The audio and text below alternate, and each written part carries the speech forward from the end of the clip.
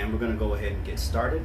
All right. So Vietnamese spring rolls is what we're going to be doing. I just don't want to keep everybody behind, you know what I'm saying? So Vietnamese spring rolls is what we're going to be doing, and just so you know, it's Vietnamese spring rolls is like a traditional pork, prawn, veggie, vermicelli, and it's all wrapped up in rice paper. So a lot of people think that this is actually something very different than what it truly is. So my goal is to get you guys in a position where it's not intimidating and where you can see what's going on. Stace, I see you're on. Do me a favor, start a watch party on your page so people can see what's going on, okay? Yeah. So YouTube is telling me that I have to have 1,000 subscribers before I can go live on YouTube.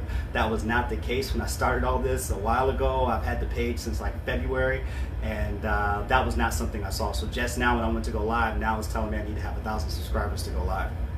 Go figure. But either way it goes, you know, we're here, and I'm happy everybody's here. So again, you know, we're just gonna keep it moving. So spring rolls were done in Vietnam, and it was it was introduced to Vietnam by China. Okay, and it's typically served room temperature. It's or it's chilled. It's always raw, except for the meat. So the meat is the only thing that's cooked, and traditionally there's always a peanut sauce with it as well. So it is typically for larger groups, and some people call it a salad roll. Nana harumaki is what it's called in Japan. So if you're ever over there, you'll see it there. And some people also call it a summer roll. But in the end, it's just an amazing opportunity to use up some fresh fruits and vegetables that are in your fridge, and it's easy to convert to vegetarian. All you have to do is take out the shrimp or the meat, as it were. So we're gonna get started on that. So I don't know if you guys can see my cutting board that well. Let me see. Sorry, I had everything set up to go live on YouTube, so Facebook has different parameters for what you can see. So let's see, I think you can see my cutting board. I'll shift it back just slightly so you guys can see a little bit better. All right, so let me go ahead and grab my knife. All right, and we're gonna go ahead and get started. All right, so the spring rolls are going to use several vegetables. Okay, so right now we have the and Stace, also write something on my Facebook page. Just share the link to my page as well so people can see it on my personal Facebook page. I do apologize for being cut off at the forehead. It is literally, I was set up for YouTube, which just has different sizing parameters. So anyway, unless that's just on my phone. But either way it goes. So we're going to start with the carrots. Okay, and everything you want to cut is going to be in more of a uniform shape. So we're looking for something that's going to be more of a bâtonnet in a sense. Okay. What's up, Chef Andreas? How are you doing, sir? Chef Andreas is the man, not me. Chef Andreas is the man. So let me move this over, my mise en place, so you guys can, if you're walking with me, which I don't know if you are, but we're gonna go ahead and turn on our heat so that way we can get our water boiling. And of course, we have child safety locks because of the twins who really don't care about anything and disrespect everything anyway. So I don't know why we have them, but we still have them anyway, in hopes that they will eventually respect what we're doing here. So either way it goes, so the carrots you want to turn into a matchstick cut. Okay, so matchstick is going to be similar to a bâtonnet cut, and what we're doing is you want to cut it into what's called batons or 1x4s, but I'm going to show you how to do all that, because what we're looking to do is we want to keep the crunch that comes from the carrot. So we're cutting it into planks first. Okay, so you want to keep them as even as possible, but this is a carrot, and so what happens is, you know, you have that rounded edge, and that's perfectly fine. You can cut this into the shape as well, because the food is more rustic anyway. This is not necessarily fine dining cuisine that we're doing with this, but it is delicious too. So in order for the bite to be consistent, you just want to make sure that you cut it into the same size. Okay, and so all I did was I just cut this down into essentially spears. Okay, and now we're just going to cut these in half so that way they fit easily into the roll. All right, so you line everything up and you just cut it right in half. All right, and this is the size of what we're looking for from that. All right, so you see you have a nice size. It's a uniform size, and it's something that you can easily repeat. You see that wasn't that hard to do. I just took a piece of the carrot, I just cut it down, cut it in half, and they don't all have to be like necessarily 1x4. 1x4 is just an easy measurement. Okay, 1 by 4, I mean by 1 by 4 inches. All right. So we're also gonna take this for the second piece and do the same thing. Okay. And again, we're just cutting it into batons. Can't really see that. Okay. So I'm told that you guys can't really see this. So what I'm gonna do, I'm gonna move my camera back just a little bit further so you guys can see the cutting board. So give me just 1 second.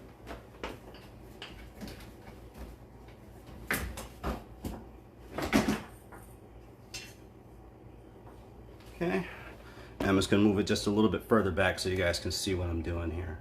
All right. Let's see if you can see it now. But I moved it back a little bit.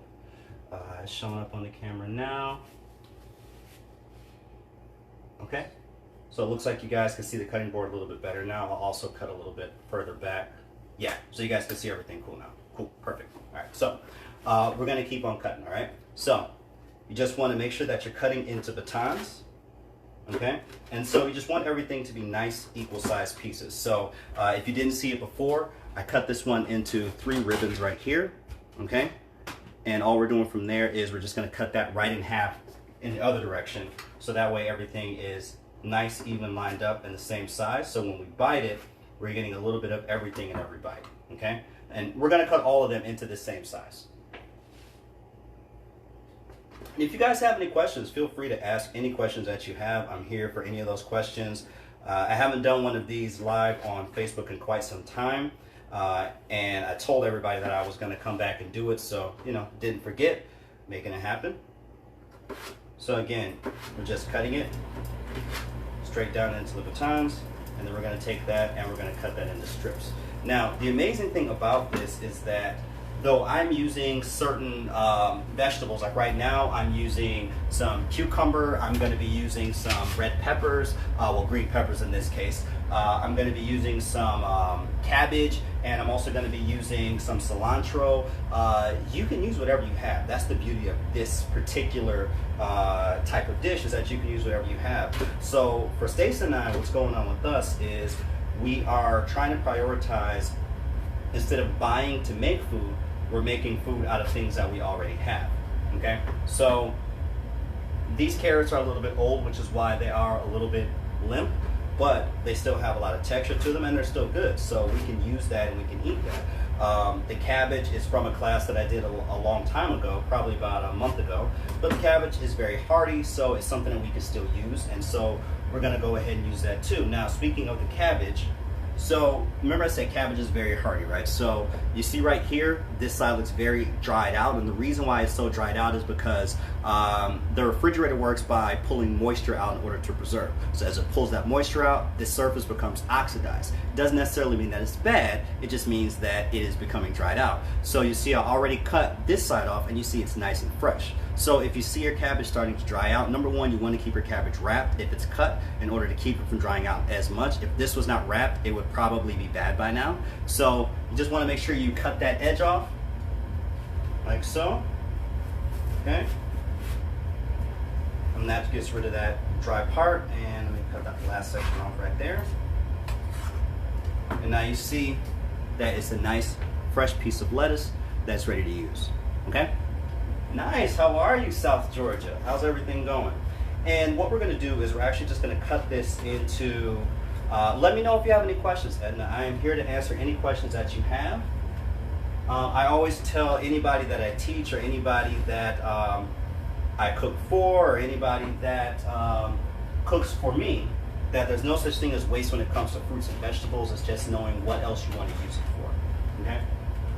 So we're going to go ahead and we're going to shred this lettuce. Now you may be asking, how do you shred lettuce? You know, this is whole, it's very hard. How do you do that? And it's actually pretty easy. All you have to do is you want to position the lettuce. You see I just have a quarter of a head. You want to position the lettuce so the cut side is facing you and the cutting board. And then you just cut and cut, gonna cut it as closely as you can. Okay. All right, so we don't need that lid anymore. We'll let that boil up a little bit. Turn that just slightly. Okay, and all you have to do is just, you want to cut it as closely as possible in order to get a nice clean cut. Okay, and again, all I'm doing is I am pulling the knife back and I'm keeping my knuckles in contact with it, so that way I'm never in danger of cutting my fingers or anything like that as well. Okay, and this last little bit I'm just going to cut horizontally. Just lay your hands flat and you can take the knife and run it right through there and finish your cut. Okay, and you have some nice shredded lettuce. No. Sorry, my wife was asking me a question, so I had to answer that. So what you're looking for is nice thin strips of lettuce, and this is the same thing that you do when you're making coleslaw. You know, you just want some nice thin strips, so that way it has a good tooth feel when you're eating it. All right, so this is all you're looking for, is something just like that. All right, just a nice thin strip. And again, this is not something that you have to go overboard in and make something that is as thin as your fingernail. It's not about that. Okay, it's just about making sure that you have some texture there and that you're keeping it fresh. Okay, so we'll set that aside. And now we will switch over to our pepper. Okay. Now the pepper is an easy one. This one, as you see, I cut it a certain way in order to make sure that all the seeds stayed intact, because then when you want to take the seeds out, you just have to put these two fingers in and your thumb on the outside, and you can peel that right back and all of your seeds come out with it. All right. Now there's still some caught in the pith, and that's fine. Again, you can take this, set it aside, use it for something later on. And then you just shake out the rest of these seeds. Okay? And then just pull out the pith. All right, now again, if you guys have any questions, just let me know. I am more than happy to answer any questions that you guys have. Okay? So, this one we are just going to cut into strips like we did for the carrots. Okay? So we want to cut them about the same width as the carrot. So we'll take one of these pieces of carrot and we'll just let you see how similar it is in size. Okay, so we just want to get something similar to that. So this way, again, when you're biting everything, you're not overwhelmed by having a ton of one thing and barely nothing of anything else. Okay, so we're just going to keep cutting that one. And as you can see, this is not very complicated. We are not cooking this at all. This is all going to go in raw, hence it being called a raw spring roll. Okay, so we'll set that aside. And now we're going to look at our cucumber. Okay, so the cucumber, you actually don't have to skin it for this. The skin is actually very nutritious, has a lot of good stuff in there. So we're just going to cut the tip off of the cucumber. It's asparagus, I think, for some reason. We're just going to cut the tip off the cucumber, and then we're actually going to cut this in half. Okay. And now we're just going to cut this into 8 pieces that are long logs. Okay, so you want to cut it in half. Okay, so now we have it cut in half this way. We're going to cut each one of these in half again. Okay, so now it's cut this way. And now we're going to cut these in half again to make a wedge. So this is what we're eventually looking to do, is have something that is this size. All right, so you see it's just a small wedge that's equal size, so all of them are exactly the same size. All right, and again, we're looking for texture out of this more than anything else. So we'll just cut these last ones. Okay. All right. And you don't need that much for each one. I normally put maybe 2 in each one, and that is plenty. So what I'm cutting right now is I'm just trying to make sure I have a little bit extra, because this is going to be our dinner tonight here. So I'm just making sure that we have plenty to eat. I know Stace already told somebody that this was dinner and she was waiting for me to be done with the class already, so. So again, this is, the great thing is you're doing very rustic cuts. You see I'm not going through any fancy cuts. I am actually making Vietnamese spring rolls, and I'm going to be making a peanut sauce to go with that. So right now we are just prepping the vegetables for the spring roll, okay? And we're also going to be doing the peanut sauce in just 1 second. I just wanted to get this water nice and going first before we continued on with what we were doing. Okay, so now that the water's going, let's go ahead and toss in our vermicelli noodles. Now, the vermicelli is a rice noodle. Okay, so this is made out of rice starch.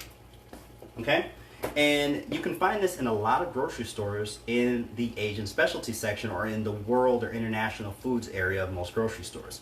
A lot of people don't know how to use it, so they kind of shy away from it because they're very intimidated by it. But I'm here to show you that it does not have to be that intimidating. This is a very easy product to work with, okay? And you don't always have to use rice noodles. You can use lo mein. There's a ton of different noodles that you can use.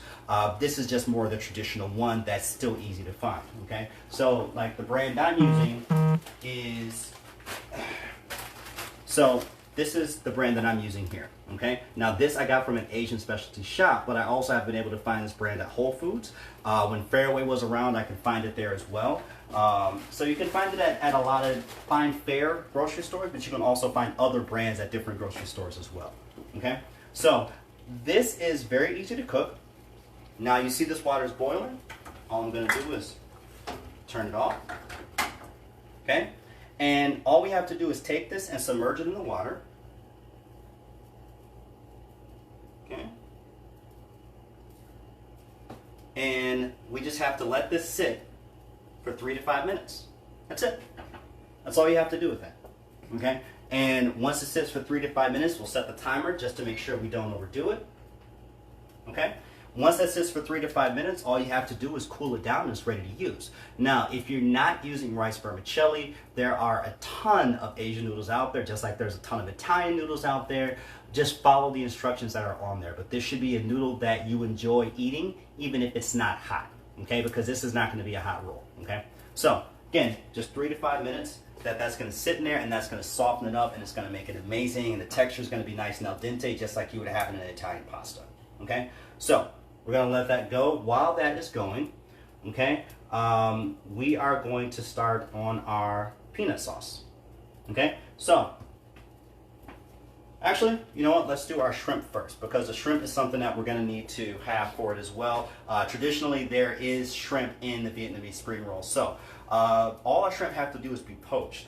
So, I'm just going to put this in some hot water and let it go for about 3 minutes. That's about all we need for that. Okay, so most shrimp only take about 3 to 4 minutes to cook all the way through.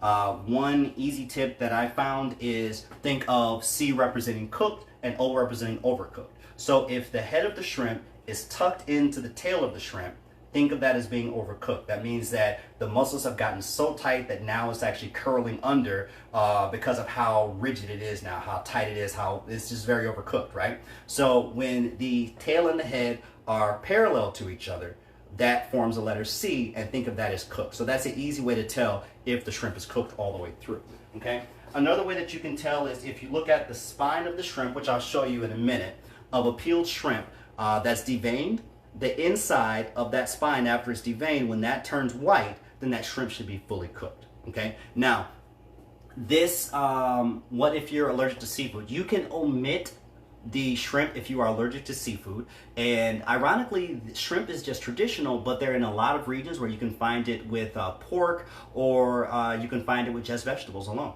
okay? So that's not an impossible thing. It's not a hard switch. It's just a matter of excluding it from the recipe. That's all it is, okay?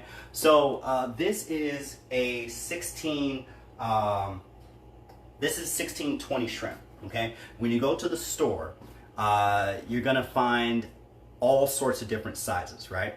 But grocery stores tend to oversimplify it and say this is a large shrimp, okay? So what is a large shrimp? Traditionally, a large shrimp is going to be 26-30. That means there's 26 to 30 shrimp per pound, okay? So 26-30 shrimp or large shrimp tend to cook at 3 to 4 minutes. That's all you need. Whether you're sauteing, whether you're poaching, whether you're boiling, whether you're braising, 3 to 4 minutes and it's done.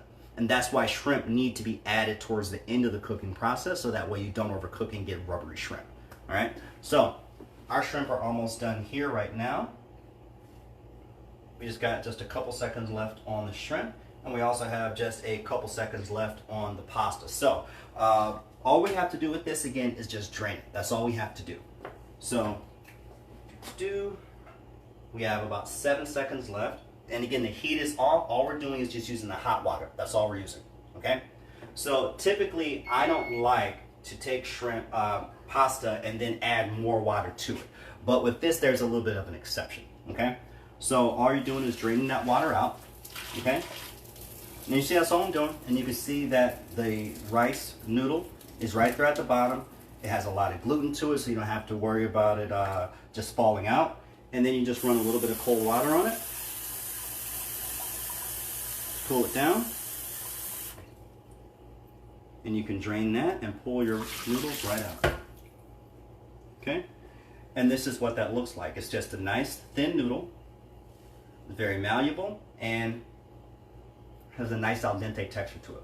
Okay? So we're going to take this and we're going to set this aside now that it's done. Okay?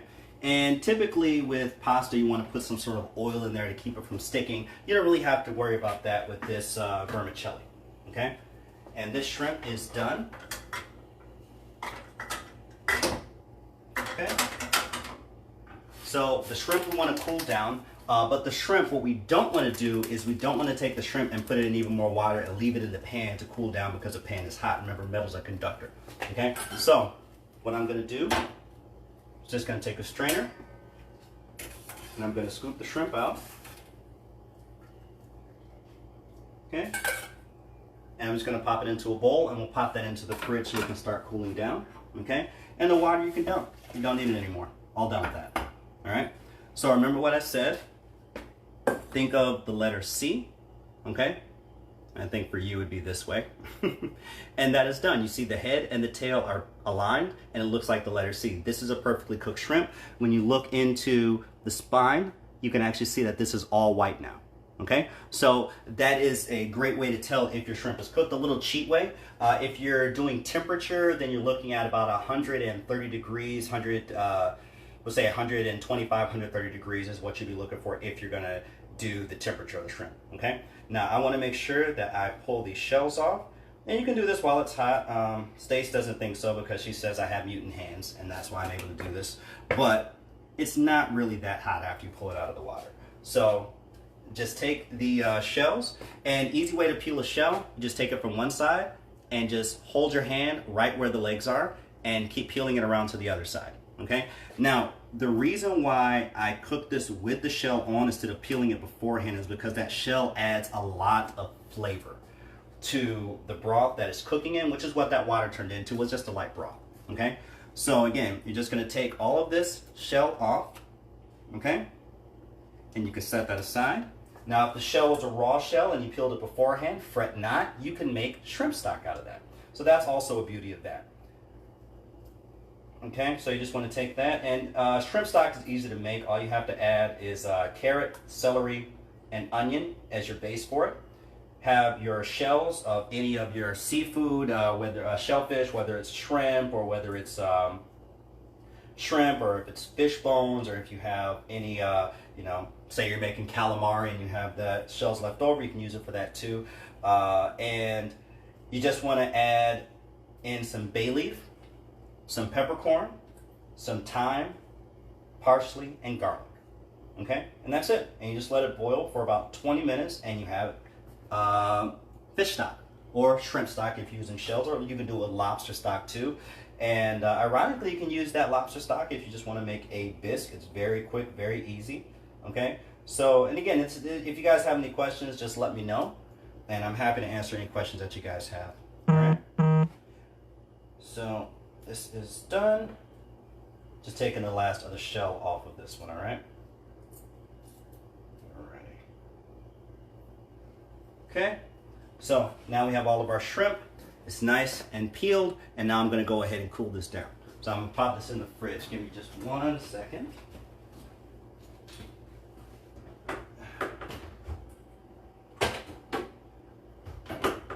Okay, so the shrimp is cooling down, and now we're going to work on our peanut sauce. Okay, so peanut sauce is typically roasted or fried peanuts, and it has water and spices, and it's typically used as a dipping sauce or as a dressing for vegetables, chicken, or meat within the Asian culture of that region. Okay, it's Indonesian in origin. and it is something that's very popular with satays, or in Indonesia called bambu kacang. Okay, and that is some satays that are typically with beef, and that's what it's typically used for, is for beef satays. Okay, and a satay is just a strip of meat that is on a skewer that's grilled and then served. Okay, peanut butter is something you can use as a substitute if you don't have any fresh peanuts. And again, we're using stuff that we have around our house. So because I teach the classes, sometimes I have leftovers, so that's where a lot of these ingredients came from. So for instance, these carrots were left over from a class. This pepper was left over from a class. The cucumber is something that I know Stace loves, but again, something that you might have lying around when you make salads. The purple cabbage is something I had left over from class. So what we're trying to do again is utilize as many leftovers as we have in our fridge in order to make sure that we are staying as budget friendly as possible, especially nowadays with everything that's going on. You know, that's something that's very important, is you have to make sure that you're utilizing what you have and maximizing it so you aren't just wasting money on things. All right. Oh, thank you, Tony, so much. I'm so glad that you like the explanations.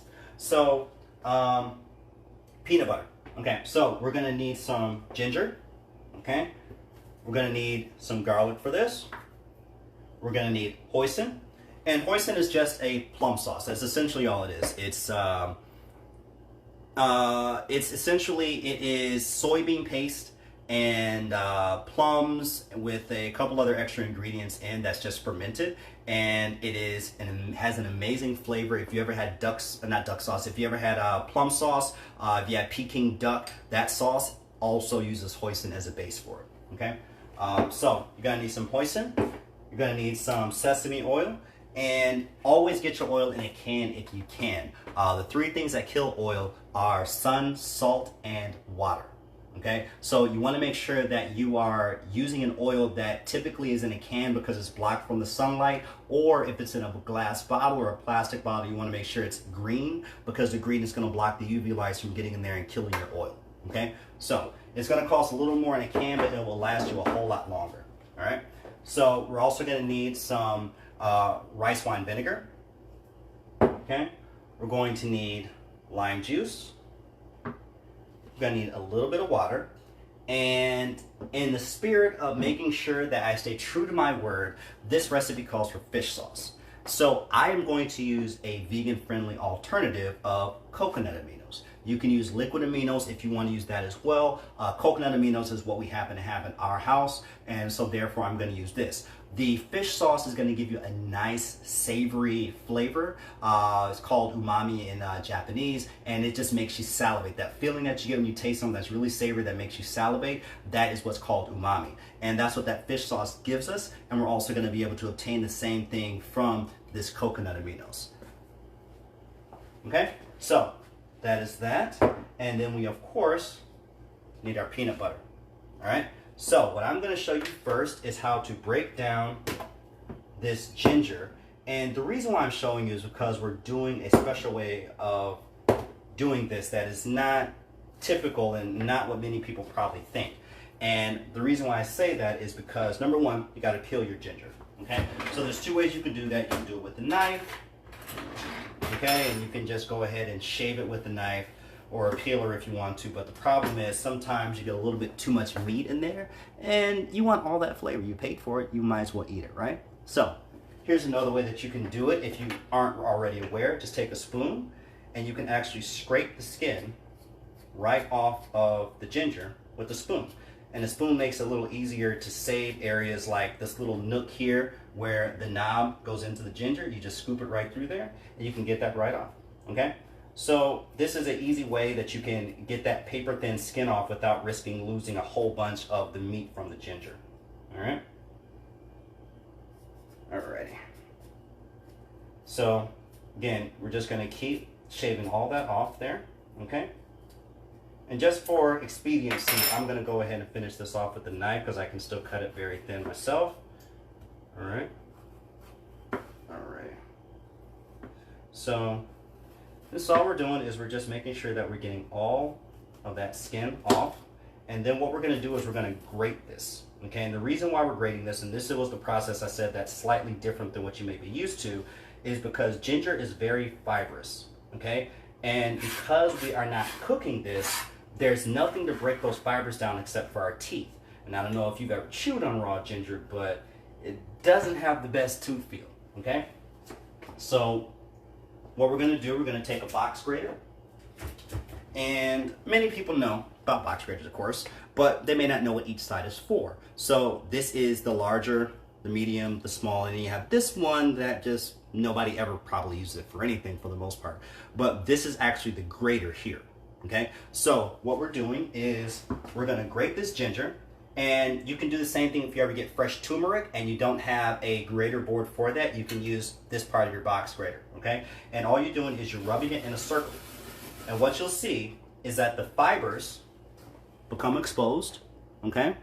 And these fibers are all going to get caught in this round part of the box grater, okay? And so what that's gonna do is it's gonna give us the nice tender flesh, and it's gonna take out all of the fibers from the ginger. So the fibers will be caught on one side, and the nice tender meat will be caught on the other side.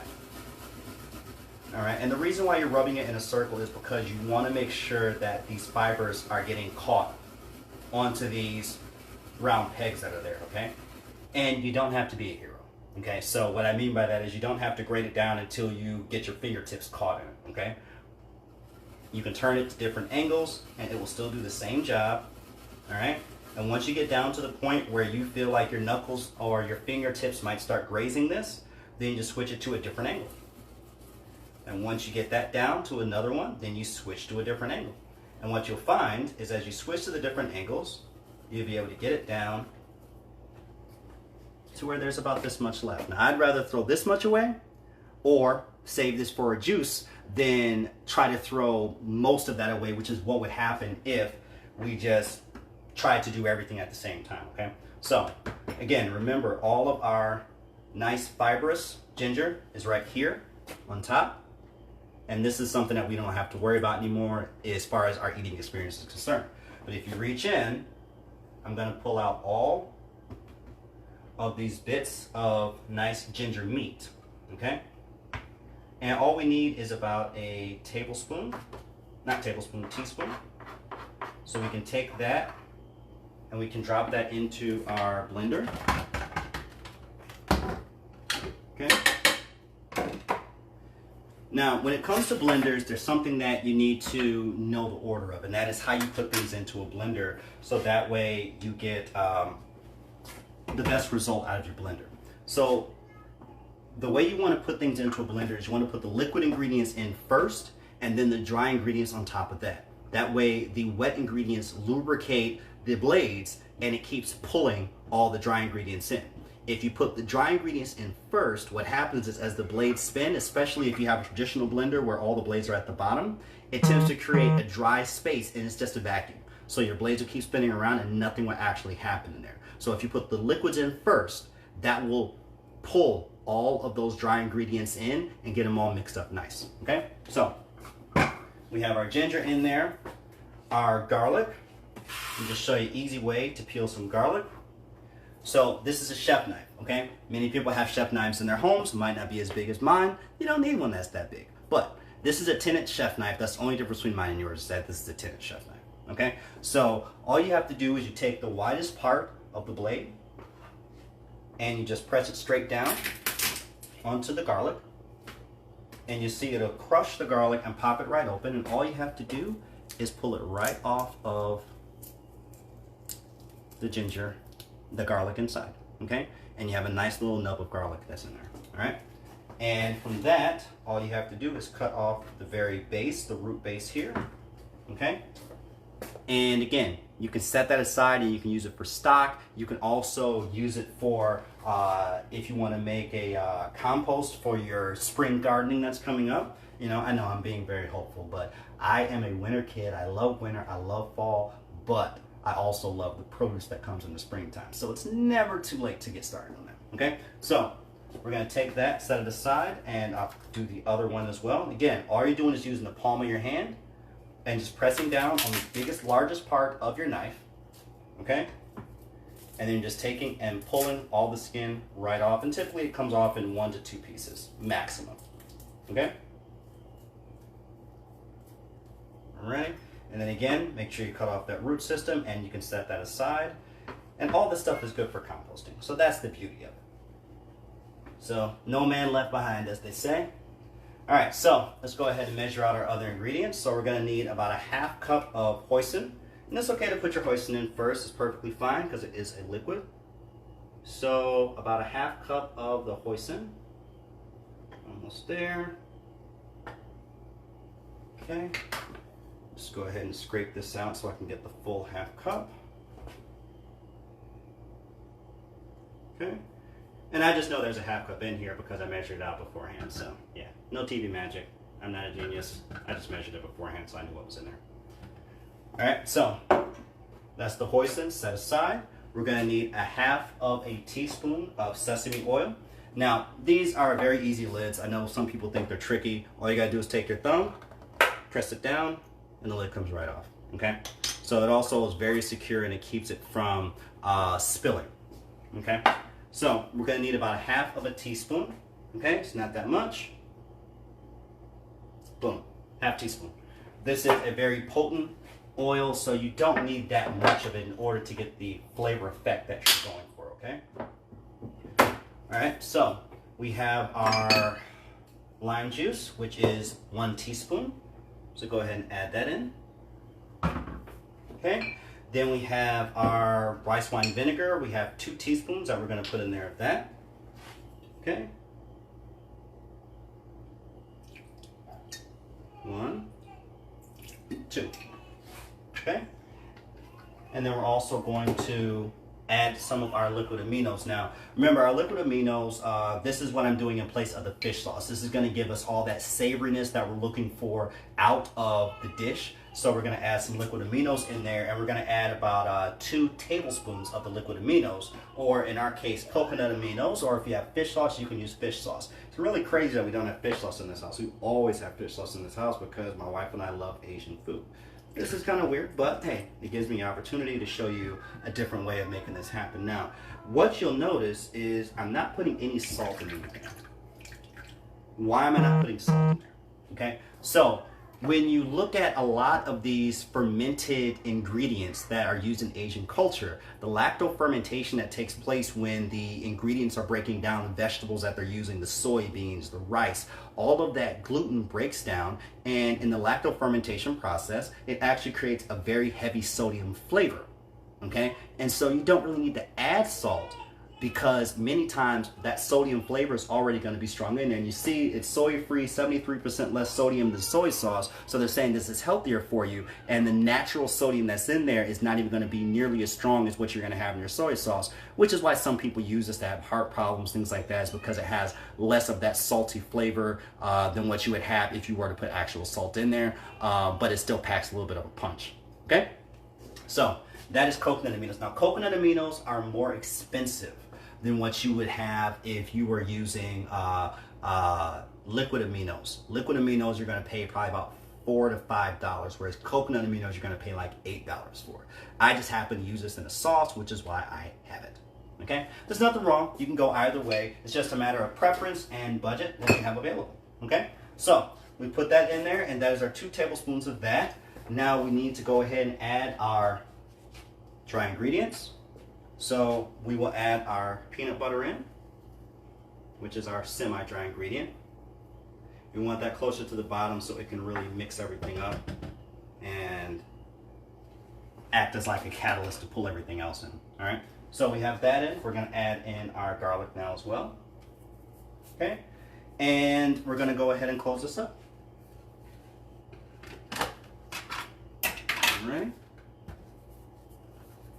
so I'm using a Ninja blender, and the reason why I use a Ninja is because it has multiple levels of blades, so even if food jumps, it doesn't just get suspended like in the blenders with the motor on the bottom, okay? So what happens is even when the food jumps, it still gets cut, it still gets broken down, and so it's just a little more efficient, and so that's why I like to use the Ninja blender, okay? These aren't that expensive at all. You can find them on Amazon. maybe $50. We can get a deluxe one too, which those can go all the way up to $200, but they have a lot of different systems. Their systems are very reliable, they work well, and I definitely recommend them. So all we're gonna do is we're gonna turn it on, and we just want everything to break down and become nice and not chunky, essentially. We just want everything to kind of come together, and it's gonna be pretty thick because the peanut butter is thick. Okay? Now, if you have roasted peanuts, it'll take a little longer because you have to break down that entire kernel versus something that's already broken down. This is fresh peanut butter, so it gets very thick because the fat that's stuck in there kind of coagulates a lot, and so you get a nice, very thick paste out of this peanut butter if it sits in the fridge. So I tried to let it sit out in the temperature for a little while, but if it is coming straight from the fridge, then you're going to have to run this a little bit longer as well because it needs to make sure that it's getting nice and broken down because you don't want just chunks of peanut butter in it. Okay? So this is what we're looking like right now. And as you can see, it has still that peanut butter texture, and that peanut butter texture is going to make it very hard to dip things in, right? So what do we have to do with that? You have to add a little bit of water to it, and there's nothing wrong with that. All right, so the water that we're adding is tepid water. So when I say tepid, I mean something that's closer to room temperature, about 72 to 76 degrees is what we're looking for in that water. So when you look at room temperature or tepid water, you want to be able to stick your finger in, take your finger out, and not feel a giant temperature difference between the water and the air outside. Okay, it should just feel like there's a breeze on your finger. So for this one, we're going to need about a 1/4 cup of water. You may not need the whole thing. It all depends on what you're using. So if you're using roasted peanuts, you may need more. If you're using peanut butter, you may need less. If you're using creamy peanut butter, you may not need it at all. But this is to thin it out without altering the flavor.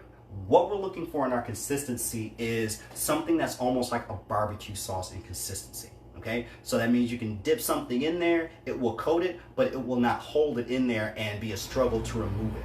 Okay, so we're going to use the inclusion spout. I know a lot of people don't know about this. So blenders have this, right? So this is a spout. Many people think that the spout is for you to pour everything out of.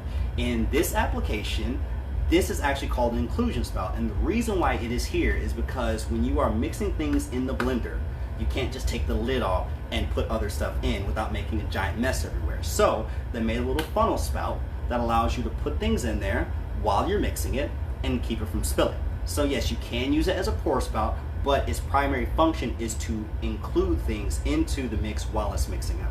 Okay, so this is like if you're making permanent emulsions like mayonnaise or different things like dressings and all that. This is your inclusion spout to allow you to pour that oil into your blender while it's working without it spilling everywhere. Okay, so that's actually the primary focus of this.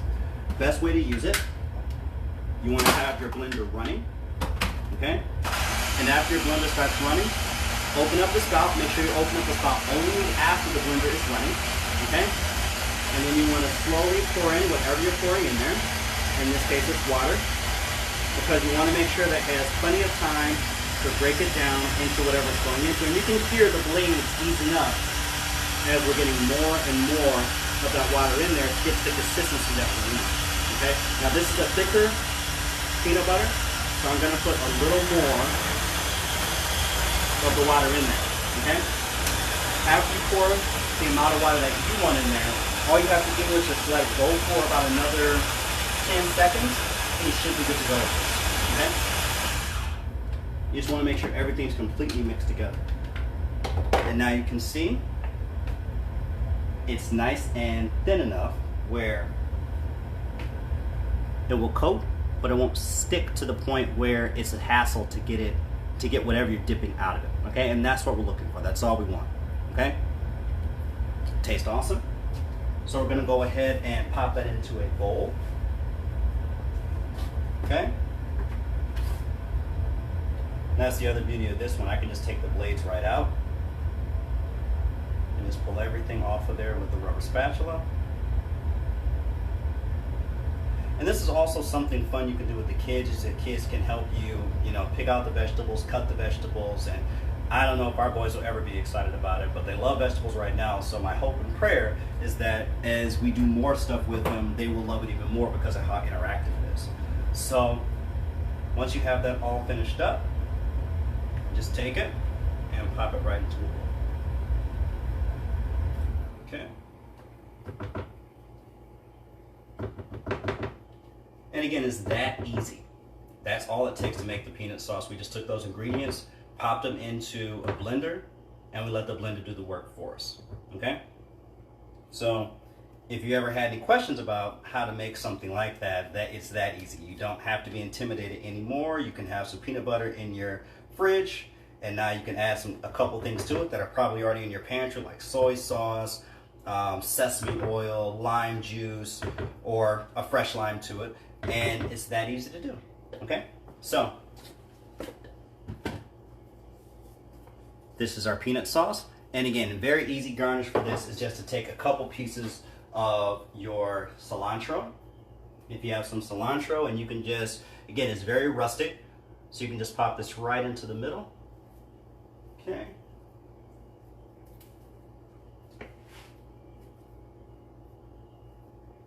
Okay. And that's it. That's your peanut sauce right there. Okay? So it's a nice spread, but at the same time, it's thick enough where it's going to coat whatever we're going to use it for. Speaking of what we're going to use it for, let's go ahead and get our shrimp out of the fridge. Okay. All right, so our shrimp are nice and cool now. Let's go ahead and get this stuff off of our cutting board. Okay, and I'm just going to give this a light rinse. Just to make sure I get all of this debris off, because what we're going to do now is we're going to start putting together our spring rolls. Okay?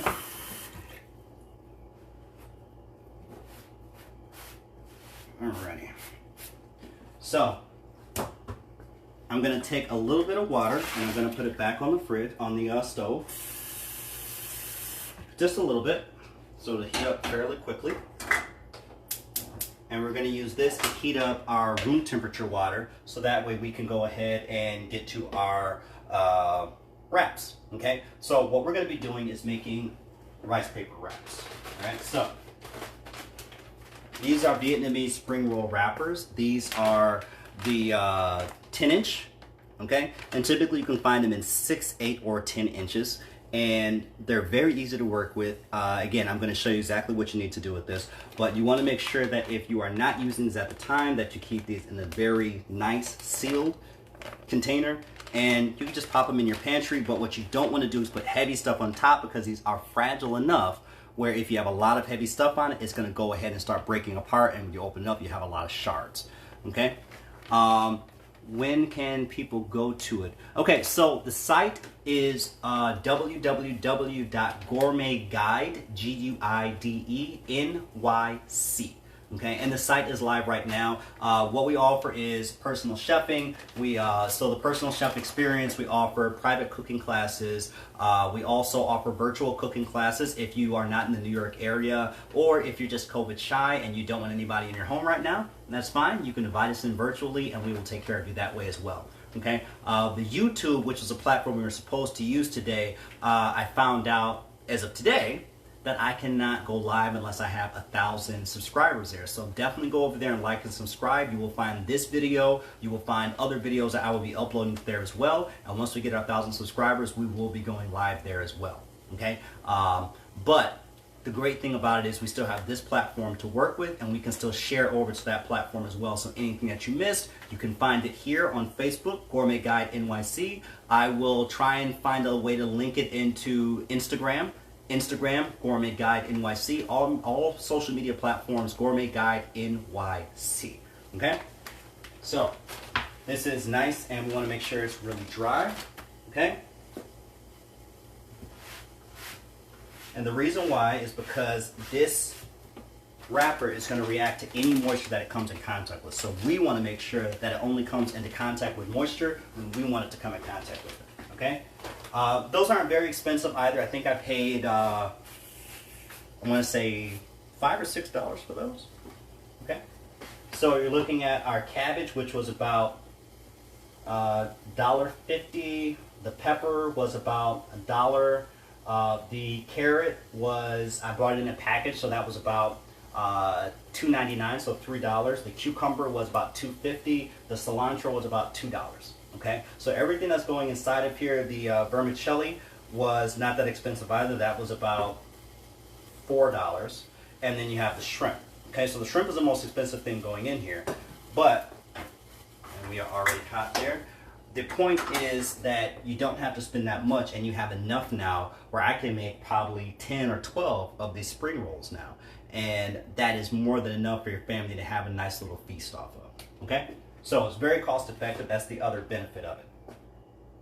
Alrighty, so let me put this towel back on. And what we need to do is we need to take this shrimp and we need to cut it right along the spine so it's cut in half. The problem is, if you leave the shrimp thick, then it is going to be too bulky to close the wrap without possibly tearing it. Okay, so that is why we need that to be that way. Okay, so cut each one of these shrimp in half through the spine. Okay. Okay. Just got a couple more. Does anybody have any questions? Are you guys okay? Even if it's not about this particular dish, I'm happy to answer any questions that you have. One of the reasons why I'm here. Okay. All right. All right. So the YouTube is going to be bringing a lot of content that I am not able to share on Facebook at the moment. We're going to be doing tech reviews. So if you're ever wondering like what's the best air fryer, instead of you having to go online and search 18 different sites to find what the best air fryer is, you'll be able to go to our YouTube channel and we'll have live reviews where we're actually going to utilize the equipment so you guys can see all the faults and all the pros that we love about each piece of equipment. We're also going to have industry insider pros and tips that we're going to invite different leaders of the industry on, whether it be a sommelier, whether it be another chef, or just a front of the house manager, you know, that knows a little bit or two about the things that go on in the kitchen. Okay, so we're going to have those things for you as well. And we're also going to have these live demonstrations for you too. So if you have anything that you would like us to do or you'd like me to do, let me know and we'll see if we can include that in the content that's coming up. Okay, so we have our water that's nice and hot, and we're going to put that into our tepid water so it becomes nice warm water. Okay.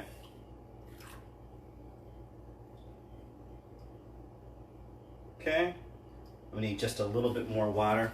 So the beauty is with this stove, it doesn't take that long, and that's what I love about gas stoves, is that gas stoves work more consistently than electric stoves do, and so because of that, it ends up giving you hot things very quickly.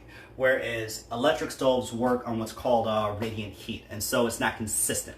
So what happens with electric stoves, it'll come up to a temperature that you set it at, and then there's a sensor that'll turn it off. So it'll be here, and then when the sensor turns off, it goes down until it hits about 5 to 10 degrees below where you have it, and then it'll kick and recognize and come back up to temperature. So your heat is going just like this. And so what happens is every time your heat is up here, you're cooking at the temperature that you originally wanted to cook at. And when it's down here, you're not. So it takes a lot longer to heat things up for an electric stove versus a gas stove. And so therefore, if you are doing a recipe and you're wondering why it's taking so long, if you have an electric stove, that may be one of the reasons why it's taking so long, is because you don't have consistent heat. Okay, so whereas gas stoves, when you turn it on, you have the same temperature consistently, it's straight across. Okay, now we have to make sure this is warm water. So what we're looking for is, I say maybe 82 degrees in the water, 85 degrees in the water if you have a thermometer. What you're really looking for is something that's warm to touch. So when you stick your finger in there, you want to go, okay, that's warm. Okay, not hot. You want warm water. Okay, so what you may also be wondering is why I am doing this. Why am I heating my water up on the stove instead of taking it from the tap? If you've ever noticed with hot water that comes from your tap, it's very cloudy, right? The way that hot water tanks work is when the heat comes on, what happens is it starts to boil, right? Just like you see this will start to boil soon. And when it boils, everything that's on the bottom slowly bubbles up to the top and then cycles back to the bottom and bubbles back up again, right? So on the bottom of your water heater, there tends to be sediment. A lot of times it's calcium deposits, okay, from the inside of the tank or from the minerals that are in your water. And so what happens is, as that boils and bubbles up, then it goes into your pipes, and then it comes out of your faucet. And that cloudiness that you're seeing is all those mineral deposits that were left in your water tank coming out. So you never want to cook with hot water coming out of your sink. You want to take cold water and you want to heat it up so that way you have nice, pure, clean water in order to work with. Okay? So that is why I'm doing this. And as you can see, I'm almost at a boil right now with this already. So we're good to go here. So what we want to do, we want to make sure that we're all set and ready to go with all of these. So we have our shrimp. We have our cilantro. If you have basil, you can use basil for this as well. That's actually very popular in Thai. You have cucumbers. We have our carrots. We have our pepper. And we have our cabbage, okay? Along with our rice noodles. And again, you don't have to use rice noodles. This is just more traditional, but you don't have to use rice noodles, okay? So we're gonna take this nice hot water, pour it in, and this is gonna be nice warm water now. Okay, so when I was doing like the shrimp, I was doing the vermicelli noodles, what I easily could have done was taken the water out of that pot and poured it right in here with my nice tepid water, which would have made it nice warm water. Okay, so this is what we're going to do now. Okay, remember what I said?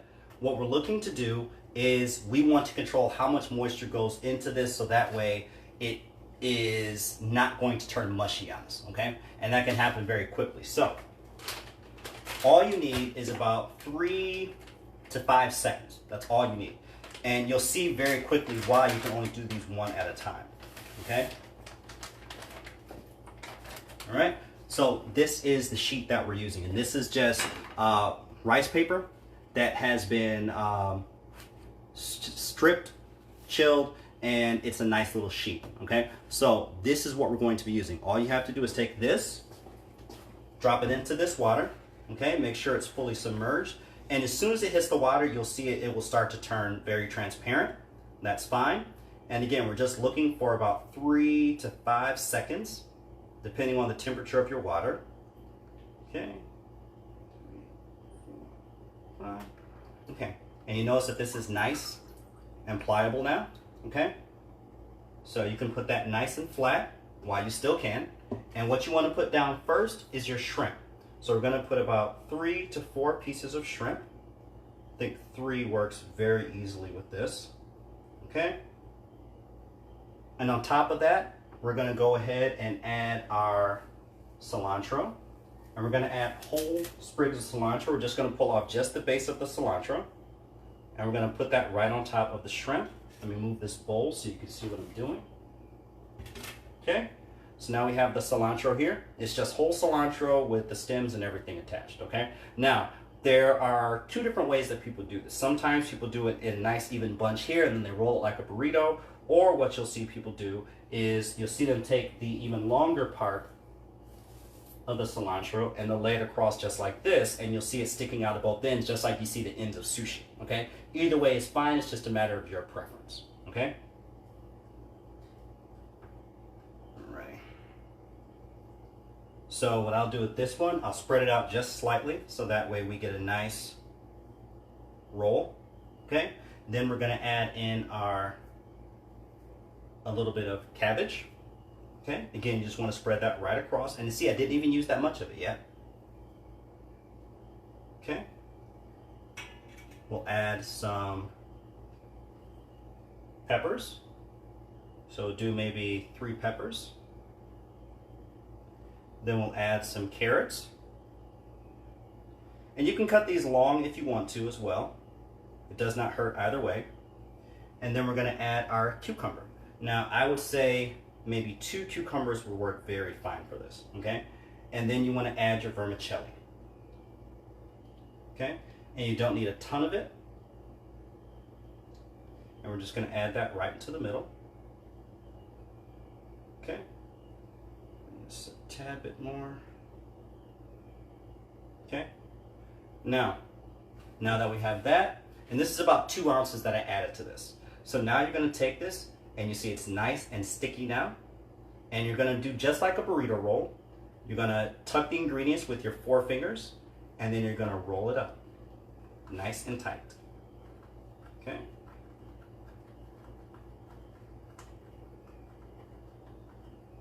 And again, it's that easy. Okay.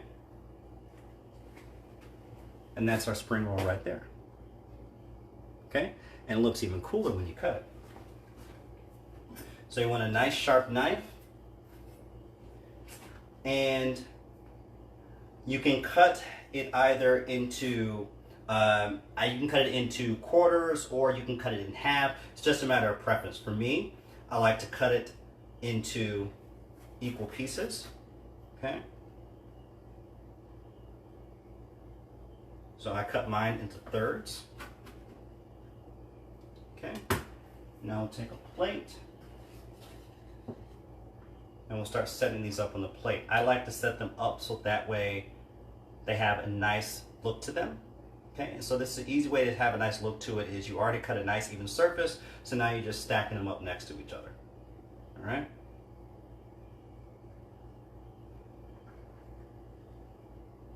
Okay, and so this is an easy way to kind of impress people too when they see this, you know, and is just taking it and set them up so that way they can kind of see them as they are as you do them. And so we'll add the peanut sauce here in the middle, or you can add it on the side. We'll do a couple more so you guys can see this again. Okay. Again, all you need is some water that's slightly warmer than room temperature. We're going to submerge it for about 3 to 5 seconds. Okay. Let me move this knife out the way. Okay. Now it's nice and pliable. And again, this is all vegan, except for the shrimp. This is all vegan. So if you are vegan, it is an easy conversion for you. All you do is just don't put the shrimp in, okay? Again, we're gonna take a couple shrimp. I'm putting 3 in. Okay, and I easily could put more in there as well. And you can also switch it up. You don't have to put everything in the same order. So I can actually add, first, I can add the cabbage in this one, okay? Then we'll add the vermicelli next in this one. And again, you just want to spread it out around the length of it. And I'm going to show you this one, how to do it with the burrito style so you can see it actually closed up on one end, okay? Then we'll add in the carrots, and you'll see what I'm doing is I'm trying to layer it so that way the colors aren't right next to each other. So I have a lot of green, and so I don't want to put green next to green. So I'm doing a layer of this, then a layer of green, then a layer of that, then a layer of green. Okay? So now we're going to add some carrots to the mix. Okay?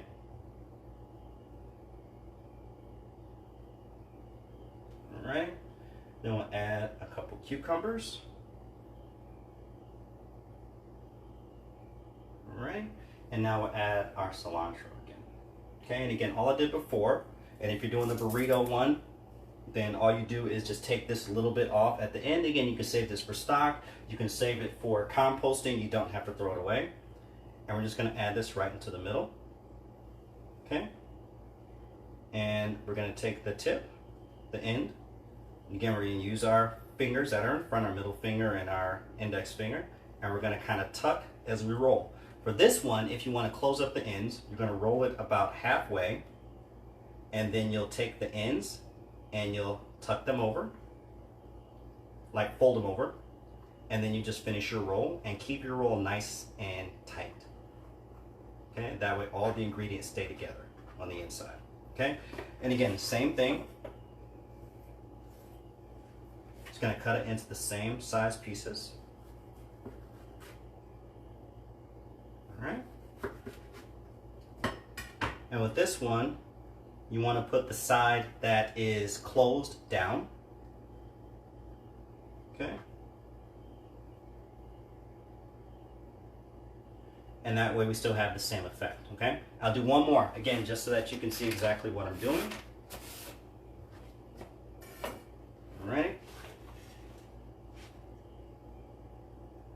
so again, you have your water.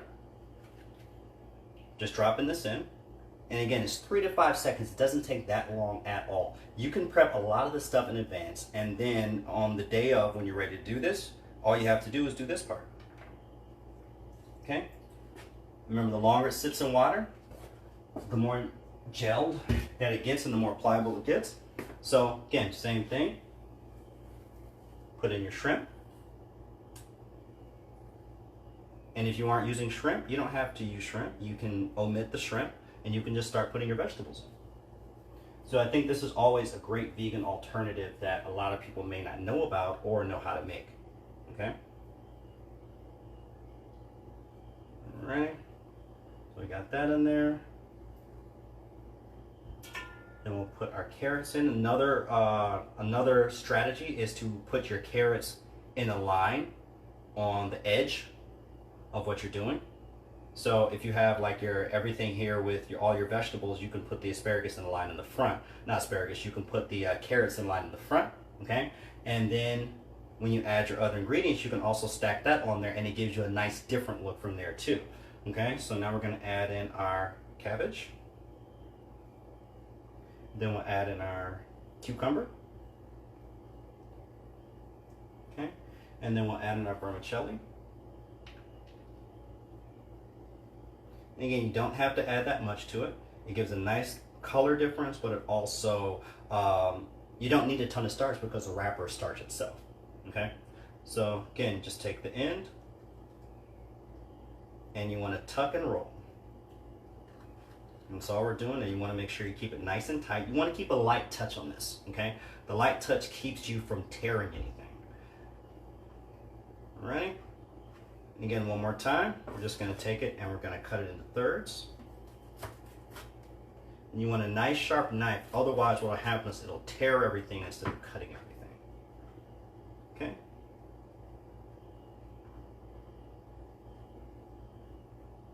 All right? And Stace loves these things. So she's very happy that we're doing this today. She got very excited when she realized what we were doing today as well. So, you know, there's that. Gets me nice points. So this is our Vietnamese spring rolls, okay, and our peanut sauce. So are there any questions that anybody has? Let me know. And again, it doesn't even have to be about this, but again, it's something very easy to make, something that you can do with your kids as well.